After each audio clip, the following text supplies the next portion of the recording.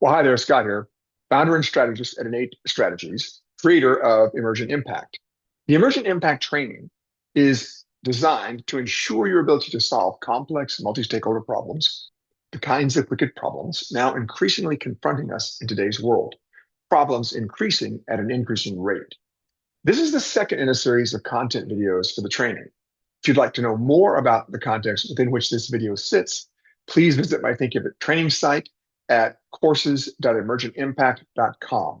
If you're new to this, I recommend that you at least watch the video on this channel entitled A Simple Sample Project, and from there, catching up with the earlier videos. Now on to level one, the leader, a preview. Well, hi there, Scott here, founder and chief strategist at Emergent Impact. I know you've got a copy of this brochure, but I want to make sure you understood what it meant. It's sort of more of a storyboard, I guess, than the kind of, the book would explain what all it is the course involves. So let me just walk through some of the critical components here. All of this stuff you can read for yourself. What I really wanted to hone in on here were how these particular sessions here work. So there were people that wanted to be able to learn this immediately because they had clients or organizations or situations that had immediate need. And while we used to do an hour and a half long, once a week lesson where all the questions got asked and all that, at that rate with 16 different installments to go, it would take 16 weeks to learn the process. And a lot of people just didn't have that kind of time. So what we've come up with now is we've taken those hour and a half long sessions. And what's interesting is when we edit out or when I record them without the Q&A portion that goes on, it condenses down to about a 30-minute session. So we're doing then instead of 4 hour and a half long once a week, we're doing 4 30-minute sessions on video. And then we're going to have offerings of coaching calls, hour-long coaching calls. And they typically go however long we need to go to answer everybody's questions. They're not necessarily limited to an hour, but we're doing one for level 1, one for level 2, one for level 3 and 4. That way, someone who's already proceeded, to level 4 and already knows the level 1, 2, 3 stuff doesn't have to sit through questions that are relevant only to level 1 people. That allows them to be much more efficient in their use of time. So that's the general layout. So what does level 1 look like? Well, level 1 is about the individual, which there are 4 levels: individual, team, organization, and ecosystem. I call it the leader because individuals in this system become leaders by getting their head around the complexity of the situation they're dealing with in a way that adds value to the group as a whole, or to the issue as a whole, or to their partners in the process. So what does level 1 involve? Well, sessions 1 and 2, they're about how mapping actually works. And so the first thing you've got to understand is what's the structure of mapping, because until you understand how mapping works, you won't know how to do an interview, because you won't come out of the interview with the raw materials you need to construct a map of that individual's worldview. And it's critical, and it's the fundamental piece of the whole process is to know how to map systemically. So we first do some group mapping. We review them what the framework looks like, and then we do mapping as individuals. And there are some exercises we go through, the homework that I give you all to do there. Then the next session, session 2 of level 1, you actually experience the interview, and we'll talk about that in more detail when we get there. But and then you do your own interviews, and then you do your own map. And then, oops, sorry about that. It popped. There we go. Where are we? Yeah. Then in sessions 3 and 4, we actually talk about, okay, so once you've done a map, then what do you do with it? And so using the map to better understand the essential purpose of a leader, that is, what is it that they're capable of that they're not even yet aware that they're capable of, because they've created a set of skills that actually put them beyond where they currently are in their leadership path. How do we get clear on the math of that, and how do we make sure that that map is actually a fit for who they are and what they're about, whether they're working in business on behalf of society or the earth? And then how do you use it to actually find the levers in the map? And so what I want to be sure happens in this level is that if you choose to do level 1 and nothing else, that you leave with sufficient skills to be able to apply this and to earn a living at it, which I have done. One of these maps that I did one for Angela Blackwell of PolicyLink, and based on that one map I did for her, she hired me for a year, paid me $120,000 consulting fee to help transition their organization through a particularly challenging, pivotal time in their organizational development. So I want you to be able to leave here with skills that allow you to make a good ROI on the training. So you'll learn how to identify the levers, how to assess for readiness, and then how to orchestrate what the unfoldment of those skills might look like over time, how a leader might strengthen those, how they might deploy them, and how they might talk about it. And then the last bit of that emergent leadership is about how to have conversations with leaders to what do I want to say here? How do we demonstrate the opportunity before them such that they're actually reaching for your services, that there's no true like selling of any sort involved, because we don't sell. What we do is we present enough information, we inform our clients enough that they literally reach for what we do. All right, so that's level one. Level two is at the team level, could be the subgroup level. There is an innate coherence. So typically in these processes, we're often working in many cases, especially if it's about society or the earth, not so much so in business, but it can happen in business, that we have people with, like on oppositional views inside the system. And so what we're looking for is, where is that innate coherence? Where do they begin to resonate? And that's typically toward some higher order purpose that serves them all. So how do we discover that? By identifying the role of each individual, by understanding the theme that unites them into a subgroup as a whole. How then do they then actually articulate that by designing a goal? And then how do they come into alignment around that goal?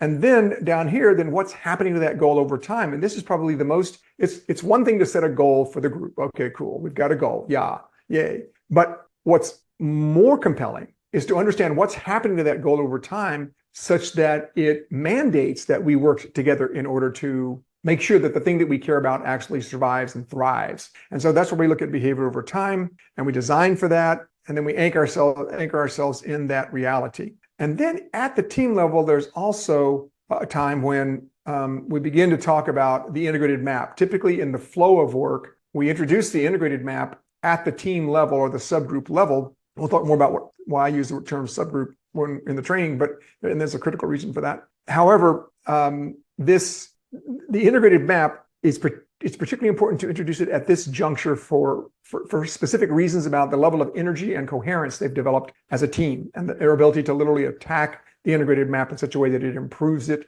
and it deepens it for them. And then we can also, there's another piece we do around assessing the stakeholders' reality. There's a particular thing called a stakeholder assessment grid. That's a very useful tool. And just like the behavioral time graph can be used as its own value adding and income generating device, so can the stakeholder assessment grid. And then there are, and that stakeholder assessment grid is where we're literally sitting with other actors and stakeholders in our mind's eye and getting clear about them, and then being able to navigate their reality. And that is a process too that I've used to generate 2- and 3-day offsites with executive teams of Fortune 100 companies, and it's worked just beautifully, better than I could have imagined. Let's see. Oh, closing the loops. So what we want to be able to do is use a thing called a conditional close to make sure we've caught all the different bits and pieces of what's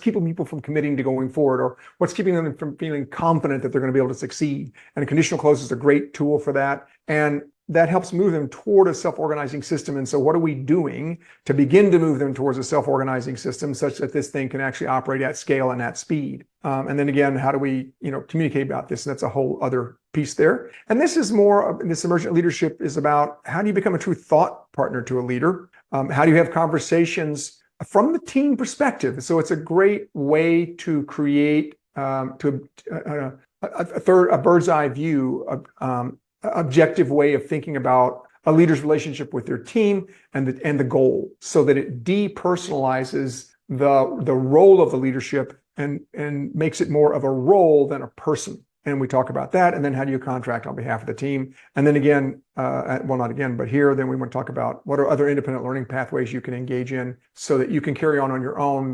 The goal here is I'm trying to free myself up from being the only one that knows how to do this, and also free you up from having to come to me to understand what's going on. There are many sources that I've gathered this information from. If you'll notice in my book, I have a pretty extensive set of footnotes. I know like 300 or something footnotes, because I want you to understand where what I discovered came from. So if it ever breaks or if it ever confuses you, you can go back to those sources and pick it up and move forward on your own. All right, let me get to the next little bit here. The organization, or in many cases, it's really the network.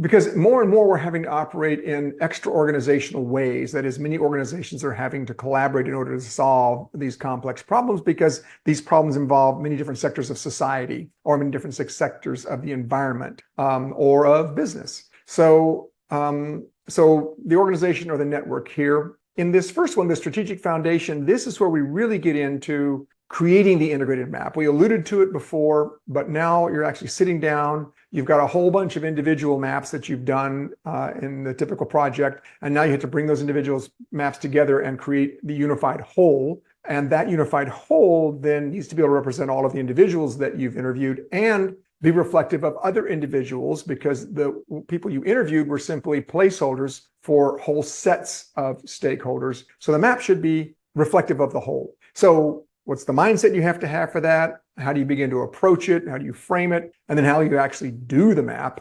And then how do you begin to test it? And the testing of it is, how do you validate that with the group? And there are do's and don'ts in that. And there are optimal ways to present the map so that you don't shock someone with just the view of an initial complicated map. If you show the map itself in total all at once, something happens cognitively where people tend to shut down. It's like, oh, that's too complicated. I'll never understand that. So there's ways to present the map that avoids that. And it titrates the opening of the map to them, the unfoldment of the map for them. Okay, the strategic framework. Okay, once you've got a map, now what? So what? Well, you have to be able to analyze that thing. And I remember the first time someone brought me in to help rescue a broken project where one of the best systems thinking groups in the world had done a map. They asked me, well, what do you think of this map? And my answer to them was, I don't know. I'd have to think about it. And then I had to think about how to think about it. And out of that came this ability to do a series of analyses. I won't go into all of them right now, but some of them are expert analysis. And by that, I mean your stakeholders are the experts. They do some of the analysis. And some of them are systemic analyses. So those are ones that you as a systems thinker or I as a system thinker can do. You can apply the same tools to any system and they will generate certain kinds of answers. So there's a set of those we do. And then there's a way that we integrate them and a way that we preview them and review them with the group. And then the group, makes the final decision on what they believe the levers are. And that final decision gets to what are called the levers. And then those levers themselves fit together. They're not just a list. They fit together into their own little microsystem that determines the health of the whole system. So you take that complicated map of 100 or 120 elements and you distill it down to maybe, 7 or 8 or 10 elements, much easier to work with. That becomes the basis of strategy going forward. And then there needs to be some serious conversations about execution. And again, about how to contract, but on behalf of the organization this time instead of on behalf of the team. Like, how do you speak for what wants to happen in the world, what the organization's purpose is? And then again, some independent learning pathways. So now we're ready to go to the fourth one. There we go, at the level of the ecosystem. So now we had the individual, and then we had the team, and then we had, the different teams that make up the organization or the network. And now, though, we're going extra organizational out into or beyond the network into the ecosystem itself. This is a particularly tricky part for people because now they've got to learn how to not just think systemically, but work systemically. And this is something that I don't know of almost anyone who actually knows how to work in a systemic fashion. That is, where as I do things, I'm aware of what people out of sight and out of mind are doing in other parts of the system or what they need in other parts of the system. And so we need to be able to create alignment among the different sub-teams relative to the levers, relative to the meta goal. That all has to add up. And then how do we take that from So that by the way, that measurable time specific alignment is at not only for the project as a whole or the organization or network as a whole, but for the levers and then for the roles that serve those levers and so forth. So it's like OKRs. It's like measure what matters. It's like that kind of work. So it's both objective and subjective understandings about what has to happen. So then in order to do that, we go through typically a 2-day strategic offsite in which people come up with those goals. They learn how to design strategic probes. They cross-pollinate because they are operating inside of a system, so they have to understand what other parts of the system are doing. And then this ritual descent comes from Dave Snowden's work, and it allows other parts of the system to both understand and critique from their point of view what the strategies are for each of the levers in the system, in the room. And then we answer these questions about, why are we doing it? What are we doing? How, when, and then finally, who. We don't get to the who until the very end. And that who is really not even people, it's roles, because we need to be able to create plug and play abilities because these networks have to continue to work usually over extended time frames. And then we ask if people want to take just one next step. If they and that, what I mean by commitment as an emergent property is that we don't want people just to commit because they're going to commit, just because they're going to will themselves to do it. We want to make sure that we have articulated what we're about well enough and that it is of enough personal and professional value to them that they willingly want to take one next step, which is to do a 90-day launch. So the 90-day launch, which is a probe, and we'll talk about what we mean by probes, but it's a safe to fail probe in which it extends the momentum of the project because you've just gotten people really fired up through this whole process. It actually achieves some significant impact. It's not going to get the whole thing done, but you got to demonstrate those quick wins so that people see, oh, we can make progress here. And most importantly, it embeds a fundamental shift in the way that work gets done, how we communicate, how we coordinate, that sort of thing. And it allows us to experience collaboration and self-organization, to operationalize that, and then to actualize that. So by operationalize that, I mean put that into the systems it needs, and by actualizing, I mean such that we're actually physically doing those things together. And again, then leading from the point of view of the ecosystem, I've had clients that whose levers were things that they wouldn't traditionally be involved in. One was the Nature Conservancy around the restoration of the fisheries in the Great Lakes, which is no small feat. And one of the levers was aquaculture. And they went kind of nuts at first. Aquaculture, what do you mean aquaculture? But given the goal that they had, part of their goal was to increase the harvestable species, I think it was by 15% over a few years. And the only way to do that would have been through aquaculture. And interestingly, I think about 20% of the people that they had me interview were in the aquaculture space. So if they want to lead for just the Nature Conservancy, great, exclude aquaculture. But if you want to lead for the system, for the Great Lakes and the people that rely on a low-cost source of protein, you got to include aquaculture. And to their credit, on their own, they came to the realization that we're leading for the system, we're leading for the Great Lakes, we're leading for the people and the planet. Aquaculture is in. So that's sort of an example of what I mean when you lead from the ecosystem and you depersonalize it and you're working for a greater good, which is what all this work is about. And so then how do you have conversations about that? And then how do you contract on behalf of the future? So that's the basic thing I really want to cover with you. The rest of this you can read for yourself. So that's it. I hope you find this compelling. I hope you yourself find yourself reaching for this and that this didn't feel like I was trying to sell you on anything. Yeah. And I think you can learn anything else you need to learn from other parts of the website or in the materials you're reading about this. So with that, I'm going to say thanks for listening. Hope this finds you thriving and take good care. Bye-bye.